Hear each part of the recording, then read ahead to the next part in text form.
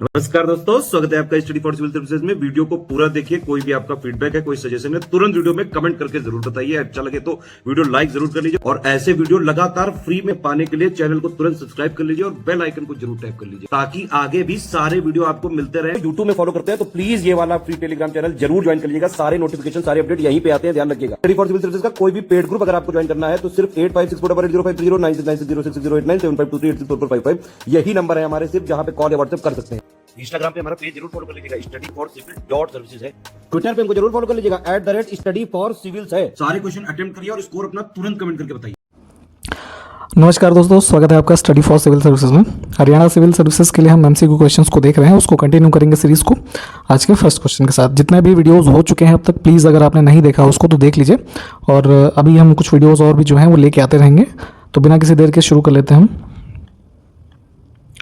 तो यहाँ पे हम पहला प्रश्न ही देखेंगे कि भारतीय संविधान के निम्नलिखित अनुच्छेदों में से कौन सा अनुच्छेद जो है राष्ट्रीय महत्व के स्मारकों की सुरक्षा का निर्देश देता है, यानी कि डायरेक्शन देता है। ठीक है, इंग्लिश में भी आप इसको देख सकते हैं। ठीक, तो देखिए डीपीएसपी का जो हमारा पार्ट है 4 वाला, ठीक है, तो उसमें एक अनुच्छेद है 49। ठीक, यहाँ पे बी ऑप्शन हमारा करेक्ट हो जाएगा। इसमें लिखा है कि protection of monuments and places and objects of national importance. ठीक है, जैसे कि मान लीजिए हमारी कोई राष्ट्रीय धरोहर ही है, जैसे फॉर एग्जाम्पल अगर हम दिल्ली की बात करेंगे तो वी हैव इंडिया गेट, है ना।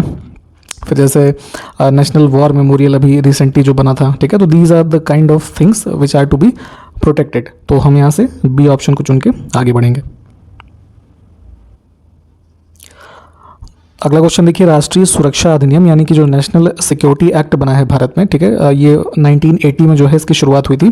तो बेसिकली इसका जो हमारा लक्ष्य है, या कह लीजिए ये किस मुद्दे से संबंधित है, तो बेसिकली जैसे भारत में देखेंगे तो नेशनल सिक्योरिटी के इम्पोर्टेंस के तहत अगर जो है किसी को डिटेंशन में लेना है ना, अगर हमें लगता है कि वो भारत की सुरक्षा के प्रति खतरनाक है तो उसको हम यहाँ पे प्रिवेंटिव डिटेंशन में ले लेते हैं पहले ही। तो निवारक निरोध वाला जो कॉन्सेप्ट है ये बेसिकली इससे ही संबंधित है। ठीक है, ऑप्शन सी को हम चूज करेंगे। ठीक, तो यहाँ पे ध्यान दीजिए, जैसे इसके कुछ फीचर्स हैं कि अगर एनएसए के अंतर्गत गिरफ्तारी हो जाती है तो जैसे कि लगभग 1 वर्ष तक आपकी बेल नहीं हो सकती है। कुछ इस तरीके के प्रावधान इस एक्ट में दिए हुए हैं। ठीक है, तो इस वजह से इंपॉर्टेंट हो जाता है, आपको जानना ज़रूरी है।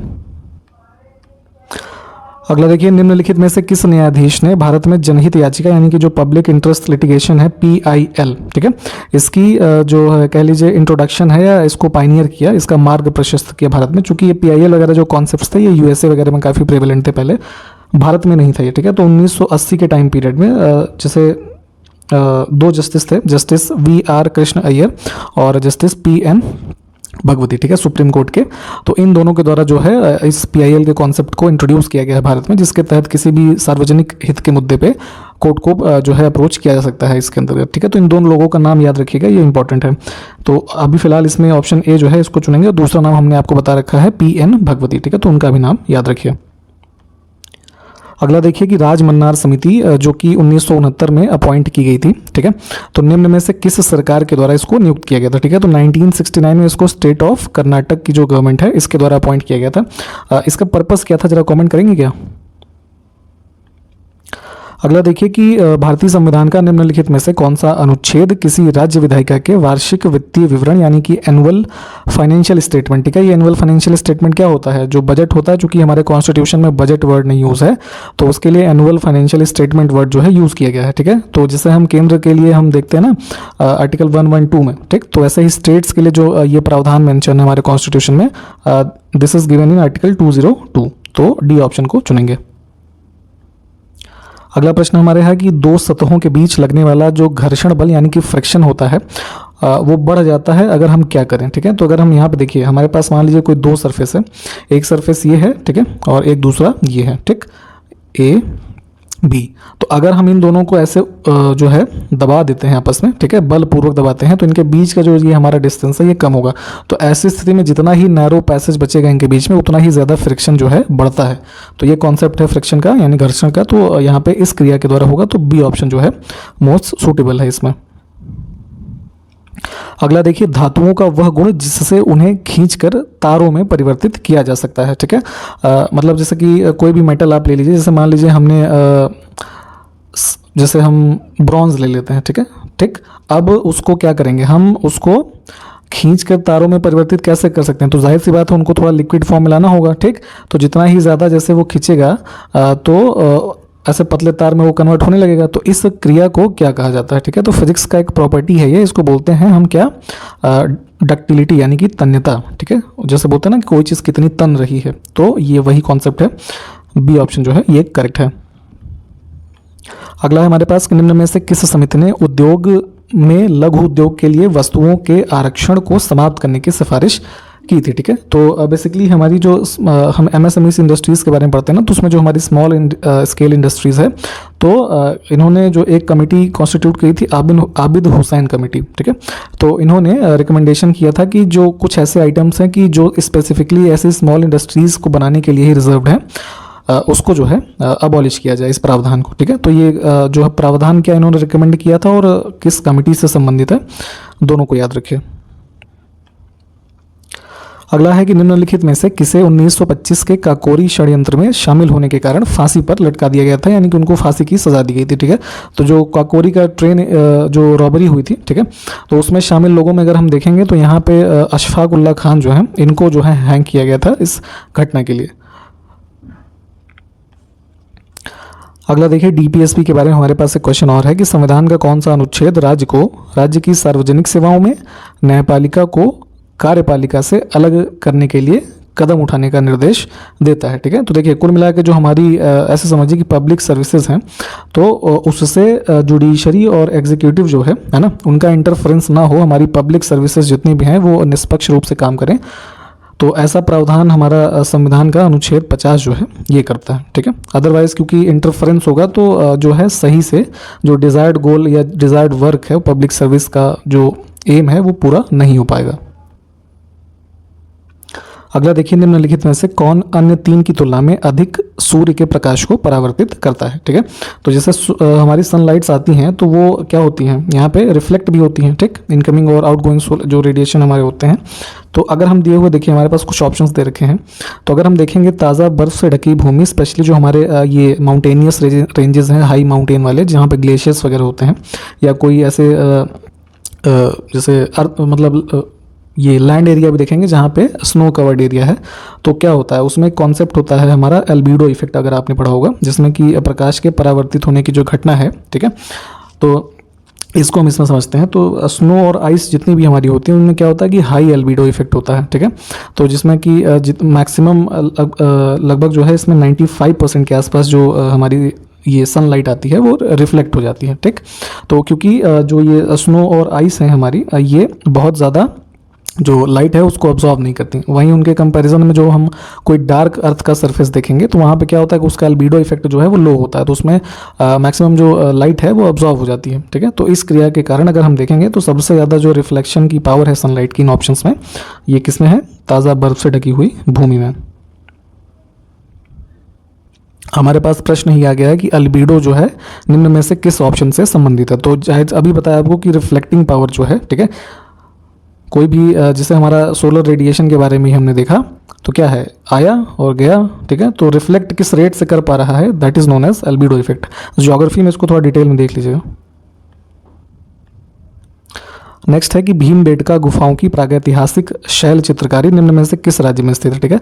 तो भीमबेटका केव्स के बारे में जो आप पढ़ते हैं, प्री हिस्टोरिक जो हमारी रॉक पेंटिंग्स हैं, ये कहाँ पे हैं, मध्य प्रदेश में है, ठीक है। तो जो यहाँ पे देख लीजिए, सी ऑप्शन हमारा है ये करेक्ट है। फ्रीडम स्ट्रगल के बारे में आपने पढ़ा ही है कि मुस्लिम लीग और इंडियन नेशनल कांग्रेस जो थी, इनके बीच में राजनीतिक गतिरोध एक समय के बाद उत्पन्न हो जाते हैं। तो इस स्थिति में पूछा जा रहा है कि CR फार्मूला जो है किसने तैयार किया था इस गतिरोध को दूर करने के लिए, ठीक है। तो कुछ सेट रिकमेंडेशंस थी, सी राजगोपालाचारी जी जो थे हमारे पहले भारत के भारतीय जो गवर्नर जनरल हुए, ठीक है, उनके बारे में पढ़ते हैं इंडिपेंडेंस के बाद। तो उनके द्वारा ही एक CR फार्मूला जो है ये तैयार किया गया था। तो यहाँ पे राजगोपालाचारी सिर्फ नाम हमको मिल रहा है, तो इसको चुन लेंगे। अगला देखिए कि दक्षिण अफ्रीका से लौटने के बाद गांधी जी ने अपना पहला सफल सत्याग्रह जो है निम्न में से किस स्थल पर शुरू किया था, ठीक है। तो सेट ऑफ जो शुरू में देखेंगे तो शुरू के 3-4 वर्षों में गांधी जी ने खूब दबा के जो है सत्याग्रह किए। तो सबसे पहला जो हुआ वो कौन सा था, हमारा चंपारण सत्याग्रह था, ठीक है, 1917 का, ठीक है। तो ये जो था सबसे कह लीजिए सफल सत्याग्रह इसके द्वारा इनके शुरू किए गए। अच्छा, एक क्वेश्चन ये भी कई बार पूछा जाता है कि गांधी जी की पहली पब्लिक अपीयरेंस जो है वो अफ्रीका से आने के बाद कहाँ थी। तो ये ध्यान रखिएगा, चंपारण नहीं उसका उत्तर। ये थी उनकी जो है बनारस हिंदू यूनिवर्सिटी जो है, वहाँ पे एक इवेंट में 1916 में ही जो है हो जाती है। तो ये दोनों घटनाएं जो हैं अलग अलग हैं, इसको ध्यान रखिएगा। यहाँ पे देखिए आज़ाद हिंद सरकार की जो स्थापना हुई थी सुभाष चंद्र बोस जी के द्वारा, तो तिथि पूछी जा रही है कि किस जो है तिथि पे हुई थी। तो डेट है, याद रखिएगा, 21 अक्टूबर 1943। मुगल काल के संबंध में देखेंगे तो धार्मिक भेदभाव पर आधारित जो तीर्थ यात्रा कर लगाया जाता था, तो उसको अकबर ने किस वर्ष में समाप्त किया था, ठीक है। तो हिंदूज के ऊपर बेसिकली जो है यहाँ पे जो रिलीजियस टैक्स वगैरह लगता था, तो 1563 में जो है इसको अबॉलिश किया गया था। अगला है अकबर के शासनकाल के दौरान उसका दरबारी जिसका नाम होता था दसवंत, ठीक है, तो निम्न में से किस कौशल के लिए प्रसिद्ध होता था, ठीक है। तो दसवंत नाम का जो कह लीजिए व्यक्ति अकबर के दरबार में हुआ, ठीक, वो किससे संबंधित है, पेंटिंग यानी कि चित्रकारी से। अगला देखिए गुग्गा नृत्य जो है निम्न में से किस राज्य का लोकप्रिय नृत्य है, ठीक है। तो ये हमारा स्टेट ऑफ हरियाणा में ही किया जाता है, एक पॉपुलर डांस फॉर्म है। ऑप्शन ए जो है इसको हम चुनेंगे। अगला देखिए कि मानव शरीर की सबसे छोटी ग्रंथि कौन सी होती है, ठीक है। Smallest gland of human body हमसे पूछा जा रहा है, तो ब्रेन में हमारा एक पाया जाता है पीनियल ग्लैंड, ठीक है। तो इसको कंसीडर करते हैं द स्मॉलेस्ट ग्लैंड, ठीक। इसका वर्क क्या होता है जरा कमेंट करके बताइएगा। अगला देखिए आदिलाबाद का किला निम्न में से किस शासक के द्वारा बनवाया गया था, ठीक है। तो तुगलकाबाद का जो रीजन है वहां पे देखेंगे तो फोर्ट ऑफ आदिलाबाद जो है इसको बिल्ड करवाया गया मोहम्मद बिन तुगलक के द्वारा। यहाँ पे ऑप्शन बी जो है ये करेक्ट है। अगला देखिए निम्न में से किस स्थान पर सवाई जयसिंह ने वेधशाला का निर्माण नहीं करवाया, ठीक है। और ये यहाँ पे इंग्लिश में देख सकते हैं ऑब्जर्वेटरी, यानी कि जो एस्ट्रोनॉमिकल ऑब्जर्वेटरी का ये रूप थी वर्तमान में, जैसे जिसको कि आप यहाँ जो एक तो दिल्ली में है जिसको आप जंतर मंतर के नाम से जानते हैं, ठीक है। तो हिंदी में इसको यहाँ पे इस नाम से भी जाना जाता था। तो 5 ऐसी जो ऑब्जर्वेटरीज थी, इसको सवाई जयसिंह जो अंबर और जयपुर के राजा थे उनके द्वारा इसको स्टैब्लिश किया गया था। तो अब प्रयाग में जो है वो नहीं था, वाराणसी में था, मथुरा में, जयपुर में, इसके अलावा जो है आपका दिल्ली हो गया एक, और कहाँ बच गया, उज्जैन में था एक, ठीक है। तो ये 5 थे, यहाँ पे हम सी को चुन लेते हैं। अगला है बंगाल में पुर्तगाली जो है बड़ा बंदरगाह निम्न में से किसको कहकर पुकारते थे, ठीक है। तो देखिए अभी हम वहाँ पे देखेंगे जो मॉडर्न इंडियन टाइम्स की हिस्ट्री है, तो पुर्तगीज जब थे यहाँ पे, तो चूंकि ये जो वर्तमान बांग्लादेश देखते हैं और इधर वेस्ट बंगाल, तो ये सब जो है कॉमन एरिया था, एक ही एरिया था। तो यहाँ पे पुर्तगीज के द्वारा जो चिटगांव का पोर्ट है इसको बिग पोर्ट यानी कि बड़ा पोर्ट कहा जाता था, ठीक है, जो कि वर्तमान में कहाँ पे है, बांग्लादेश में। अगला देखिए खालसा क्षेत्र से भूमि राजस्व एकत्रित करने वाला अधिकारी इनमें से कौन होता था, ठीक है। तो यहाँ पे हम दिल्ली सल्तनत पीरियड में देखेंगे तो एक टाइप ऑफ लैंड होता था खालसा, ठीक है। ये आप हमको कमेंट करके बताएंगे कि ये कैसा लैंड होता था, क्यों इसका नाम खालसा है, ठीक है। और ऐसे क्षेत्रों से जो ऑफिशियल कलेक्ट करता था रेवेन्यू को, उसका नाम था अमील, ठीक है। तो डी ऑप्शन वाला जो है ये करेक्ट है। अगला देखिए ऐसे पदार्थ जो घर्षण को कम करते हैं वो क्या कहलाते हैं, ठीक है। तो अभी शायद हमने ऊपर भी घर्षण के बारे में पढ़ा है। तो देखिए फ्रिक्शन को कम करने वाले जो चीज़ें हैं उसको क्या बोलते हैं, लुब्रिकेंट्स यानी कि स्नेहक। जैसे कि मशीनरी का कोई अगर हम एग्जांपल लें तो 2 सरफेस मान लीजिए हैं, ठीक है, तो उसमें कुछ ऑयल्स वगैरह नहीं आते हैं लुब्रिकेंट्स के रूप में जो कि फ्रिक्शन को कम करते हैं। अब फ्रिक्शन ज़्यादा, या ऐसे समझिए कि फ्रिक्शन को कम करना क्यों ज़रूरी है, ठीक है। तो फ्रिक्शन अगर ज़्यादा होगा तो वो जो हमारा ऑब्जेक्ट है, मान लीजिए कोई मूविंग व्हीकल है, तो उसके अगर 2 ऑब्जेक्ट्स के बीच में फ्रिक्शन ज़्यादा होगा तो मूविंग ऑब्जेक्ट का जो हमारा स्पीड है उसको वो रिड्यूस करेगा, कम करेगा। इवन वो जो है इतना बेसिकली जो फ्रिक्शन ज़्यादा होगा तो हीट बहुत ज़्यादा जनरेट होगी, तो व्हीकल जो है रुक भी सकता है, ठीक है। और इवन जो है वेस्ट, अब चूँकि हीट ज़्यादा होगा तो वेस्टेज ऑफ एनर्जी होगी, है ना। उसका जो व्हीकल मान लीजिए कोई है तो उसका एनर्जी कंजम्पशन ज़्यादा होगा, ठीक है। तो इन सब चीज़ों की वजह से यहाँ पे लुब्रिकेंट्स का यूज़ करते हैं ताकि फ्रिक्शन कम हो और हमारी जो पर्टिकुलर मशीन है वो अच्छे से वर्क करे।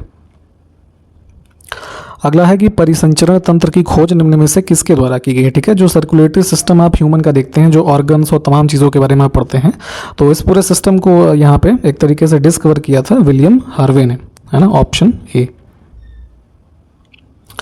अगला देखिए कि किसी चालक द्रव में विद्युत धारा प्रवाहित होने पर निम्न में से कौन सी जो है अभिक्रिया होती है, ठीक है। तो मान लीजिए कि कोई एक लिक्विड है, ठीक है, और उसमें से अगर हम जो है इलेक्ट्रिक को पास करते हैं, इलेक्ट्रिक करंट को, ठीक है, तो ऑब्वियस सी बात है कि लिक्विड में हमारा जो है वो केमिकल रिएक्शन होगा। अब कौन सा केमिकल रिएक्शन होगा या क्या उसके आउटपुट होंगे, वो डिपेंड करता है कि हमारे पास केमिकल कौन सा है, ठीक है। तो फिनोमिनन को हम यहाँ पे जानेंगे कि किसी लिक्विड के जो है थ्रू कोई हम इलेक्ट्रिक करंट जो है उसको पास करेंगे तो there would be a chemical reaction.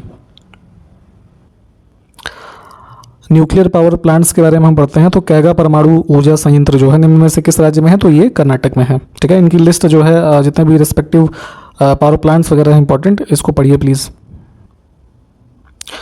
अगला देखिए, अंग्रेज़ों के समय में भारत में प्रथम जनगणना यानी कि सेंसस जो है निम्न में से किसके कार्यकाल में हुई थी, ठीक है। तो अब यहाँ पे देखेंगे तो जब हमारा बेसिकली फर्स्ट जो सेंसस हुई थी वो ऐसे समझिए कि कुछ स्पेसिफिक क्षेत्रों में की गई थी, लॉर्ड मेयो के टाइम पीरियड पे। कब की गई थी, 1872 में, ठीक है।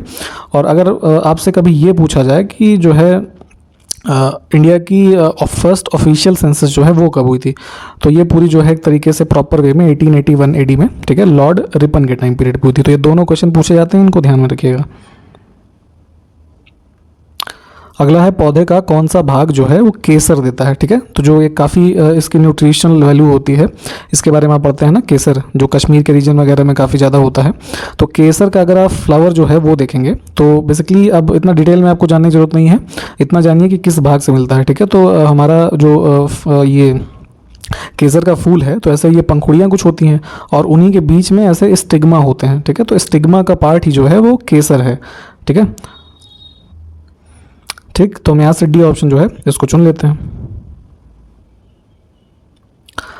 अगला देखिए, क्योटो प्रोटोकॉल के बारे में हमसे पूछा जा रहा है कि ये किस वर्ष में जो है अमल में लाए गए, यानी कि जो प्रोटोकॉल है कब से फोर्स में है ऑफिशियली, ठीक है। तो उत्तर तो है इसका 2005, ठीक है, 2005 से ये इफेक्टिव है, ऑप्शन बी को हम चुन लेंगे। बेसिकली 1997 में जो है क्योटो प्रोटोकॉल को अडॉप्ट किया गया था, क्योटो जो कि एक जापान का शहर है वहाँ पे, ठीक है। अब क्योटो प्रोटोकॉल में क्या है बेसिकली कि जो हमारे ग्रीन हाउस गैसेज हैं, ठीक है, उनके एमिशन को कम करना इसका एक तरीके से गोल है, और 1997 में अडॉप्ट हुआ और ऑफिशियली जो इफेक्ट में आया है 2005 में आया है। तो ये दोनों वर्ष जो हैं ध्यान रखिएगा। निम्नलिखित में से किस राज्य में कांगेर घाटी राष्ट्रीय उद्यान स्थित है, ठीक है। कांगेर घाटी नेशनल पार्क हमारा है आपका जो है यहाँ छत्तीसगढ़ में। निम्नलिखित में से कौन भारत के पश्चिमी तट पर स्थित एक नगर नहीं है, ठीक है। तो इंडिया का एक कोस्ट लाइन आप देखिएगा, तो पश्चिमी तट कौन सा हुआ, हमारा ये वाला हुआ, इधर का एरिया, ठीक है। तो सूरत, मैंगलोर और कारवार जो है ये सब इधर स्थित हैं। काकीनाडा का जो हमारा स्थल है यहाँ पे आंध्र प्रदेश में आप देखेंगे, ठीक है। विशाखापट्टनम का जो एरिया है उसके नज़दीक में ये यहाँ पर काकीनाडा जो है ये स्थित है पूर्वी तट में। अगला है कि भूकंप या विस्फोट जैसे आवेग से उत्पन्न लोचदार तरंग, यानी कि जो हमारी कह लीजिए इम्पल्सेस होती हैं, ठीक है, तो इस तरह की तरंग को क्या कहा जाता है, ठीक है। तो जाहिर सी बात है भूकंप होगा या कोई जैसे कि अर्थ में मान लीजिए एक्सप्लोजन होता है कोई, ठीक है, वोल्केनिक इरप्शन, तो ऐसी स्थिति में हमें सीस्मिक वेव्स यानी कि भूकंपीय तरंगे जो हैं ये देखने को मिलती हैं। निम्नलिखित में से कौन सा बौद्ध स्थल उत्तर प्रदेश में स्थित है, ठीक है। तो बुद्ध जी के जीवन काल से संबंधित जो है हमारे ये स्थल लिखे हुए हैं यहाँ पे कोई ना कोई घटना से। अगर हम उत्तर प्रदेश में देखें तो ये सारनाथ जो वाराणसी के निकट है, ठीक, ये संबंधित है। सारनाथ जो स्थल है किस घटना से संबंधित है, क्या बताएंगे। इस प्रश्न में राष्ट्रपति की अध्यादेश जारी करने की शक्ति हमसे पूछी जा रही है। तो पहले भी आपको बताया गया है कि अनुच्छेद 123 के तहत जो है राष्ट्रपति इशू करते हैं ऑर्डिनेंस, जो कि एक लॉ का काम करता है जब हमारा संसद सेशन में नहीं है, और गवर्नर जो स्टेट्स के होते हैं वो किस में करते हैं, 213 में। ये वाला भी ध्यान रखिएगा। अगला देखिए, निम्न में से ब्रह्मपुत्र नदी जो है हमारी, इसकी कौन सी एक सहायक नदी है जो कि ये हमारा भूटान जो देश है ना यहाँ से होके बहती है, ठीक है। तो ब्रह्मपुत्र की सहायक नदियों में अगर हम देखेंगे इधर नॉर्थ ईस्ट के रीजन में, तो वांगछू नदी जो है ये इसकी एक सहायक नदी है जो कि भूटान से बहती है। निम्नलिखित में से कौन भारत में अलीगढ़ आंदोलन के संस्थापक थे? ठीक है, तो अलीगढ़ मूवमेंट चलाया गया था 1875 के टाइम पीरियड पे सर सैयद अहमद खान जी के द्वारा। ठीक है, ये बेसिकली देखिए इसका पर्पस जो अलीगढ़ आंदोलन है इसका ये था कि जो इंडियन इस्लाम था उस समय पे, ठीक है, तो उसको इनका एम था कि मॉडर्नाइज करना है उसको, किसके थ्रू? रिलीजियस इंटरप्रिटेशंस के थ्रू। ठीक है, सोशल रिफॉर्म्स, मॉडर्न एजुकेशन, है ना, इस सब तरीके की चीज़ के साथ जो इस्लाम था उसमें सुधार का एक कह लीजिए मूवमेंट चलाया गया सैयद अहमद खान के द्वारा। अगला देखिए कि डीएनए की द्विपेचदार संरचना निम्न में से किसके द्वारा प्रस्तुत की गई थी या दी गई थी? ठीक है, तो जैसे ह्यूमन बॉडी के डीएनए के बारे में आप पढ़ते होंगे तो ऐसे दो स्ट्रैंड्स होते हैं, ठीक है, जो कि एक सीढ़ी नुमा आकार प्रदान करते हैं, ऐसे आपस में ट्विस्टेड एक तरीके से होते हैं ना, जैसे ऐसे कुछ समझाते हैं आपको। ठीक है, तो कुछ इस तरीके से डीएनए का स्ट्रक्चर होता है और इसके बीच में जो बेसेस होते हैं उनके बारे में आपको पता होगा कि जो एड्रेनिन होता है, गुआनिन, साइटोसिन, थाइमिन, है ना, इन सब के बारे में आपको पता होना चाहिए। तो ये स्ट्रक्चर जो है डीएनए का, ये किसने दिया था? तो यहाँ पे साइंटिस्ट थे वॉटसन और क्रिक, है ना, ये दो साइंटिस्ट थे, इनके द्वारा इसको दिया गया था। अगला देखिए निम्नलिखित में से किसमें लिंग गुणसूत्र नहीं होता है? ठीक है, सेक्स क्रोमोसोम जो होते हैं उसकी अनुपस्थिति किसमें होती है? तो बेसिकली जो हमारे रेप्टाइल्स होते हैं कई सारे, जैसे कि टेरेस्ट्रियल टर्टल्स होती हैं, है ना, क्रोकोडाइल्स वगैरह की स्टडी में जो आते हैं, और यहाँ पे लिजार्ड यानी छिपकली जो है, इनमें देखेंगे तो कोई जो है ऐसा डिटरमाइंड सेक्स क्रोमोसोम नहीं पाया जाता है। तो उसको ध्यान रखिएगा, हमारा डी ऑप्शन जो है ये करेक्ट है। अगला देखिए नाइट्रोजन स्थिरीकरण करने वाले जीवाणु किसकी जड़ों की कोशिकाओं के साथ संयोजन करते हैं? ठीक है, तो नाइट्रोजन फिक्सिंग बैक्टीरिया जो है, अगर हम यहाँ पे देखेंगे जो हमारी दालें वाली की पल्सेस होती हैं, ठीक है, तो इनकी जो रूट्स की सेल्स हैं उसके साथ कॉम्बिनेशन करते हैं और जो नाइट्रोजन की डेफिशिएंसी है, ठीक है, उसको पूरा करने में यहाँ पे वर्क करते हैं। तो ध्यान रखिएगा जितनी भी लेग्यूमिनस प्लांट्स हैं यानी कि दालें वगैरह, इनमें जो है नाइट्रोजन फिक्सेशन के लिए यहाँ पे सेल्स जो है रूट्स की, उसके साथ कॉम्बिनेशन बैक्टीरिया का होता है। अगला है कि किस संविधान संशोधन के द्वारा संपत्ति का अधिकार यानी कि राइट टू प्रॉपर्टी जो है इसको मौलिक अधिकार के रूप में भारत के संविधान से हटा दिया गया था? ठीक है, तो पहले बताया गया आपको कि जो हमारी पहले अनुच्छेद 19 में राइट टू प्रॉपर्टी जो है एक फंडामेंटल राइट था, अब इसको हटा करके इसका स्टेटस कई बार एग्जाम में पूछा था क्या है, तो अब प्रॉपर्टी का राइट जो है वो लीगल राइट है यानी कि कानूनी अधिकार है, और अनुच्छेद 300A जो है इसको ऐड करके इसको फंडामेंटल राइट से हटाया गया था 44th अमेंडमेंट 1978 के द्वारा। अगला देखिए निम्नलिखित में से कौन सा विटामिन मनुष्य में रक्त के थक्के जमने के लिए मुख्य रूप से उत्तरदायी है? ठीक है, यानी कि रेस्पॉन्सिबल है। तो ह्यूमन बॉडी में जो ब्लड की क्लॉटिंग के लिए रेस्पॉन्सिबल हमारा विटामिन है वो विटामिन के है। ठीक है, इसकी अनुपस्थिति पे जो बॉडी में ब्लड क्लॉटिंग की घटना है वो नहीं हो पाएगी। उच्च न्यायालय के किसी न्यायाधीश को उच्च न्यायालय के कार्यवाहक मुख्य न्यायाधीश के रूप में कौन नियुक्त कर सकता है? ठीक है, तो मान लीजिए कि कोई जज हैं किसी रेस्पेक्टिव, मान लीजिए हरियाणा हमारा जो हाई कोर्ट है उसके कोई जज हैं, अब चीफ जस्टिस की अनुपस्थिति में मान लीजिए किसी को एक्टिंग चीफ जस्टिस के रूप में अपॉइंट करना है, तो ये अपॉइंटमेंट कौन करेगा? तो जाहिर सी बात है ये भारत के राष्ट्रपति का कार्यक्षेत्र है, उनके द्वारा इसकी नियुक्ति की जाएगी। अगला देखिए कि सबसे अधिक संख्या में हिंदू अधिकारियों की नियुक्ति करने वाला मुगल सम्राट कौन था? ठीक है, तो देखिए यहाँ धार्मिक कट्टरता के लिए जाना तो जाता है वैसे औरंगजेब को, परंतु इसके कार्यकाल में देखेंगे जो हमारा ये लास्ट मुगल रूलर हुआ औरंगजेब, तो इसके शासनकाल के दौरान जो हाईएस्ट हिंदू ऑफिशियल थे, है ना, उनकी अपॉइंटमेंट की गई थी। तो ये बी ऑप्शन हमारा जो है ये करेक्ट होगा। और अभी इसी प्रश्न के साथ इस वीडियो को भी समाप्त करते हैं, अगले किसी वीडियो में मिलेंगे आपसे, तब तक के लिए नमस्कार, जय हिंद।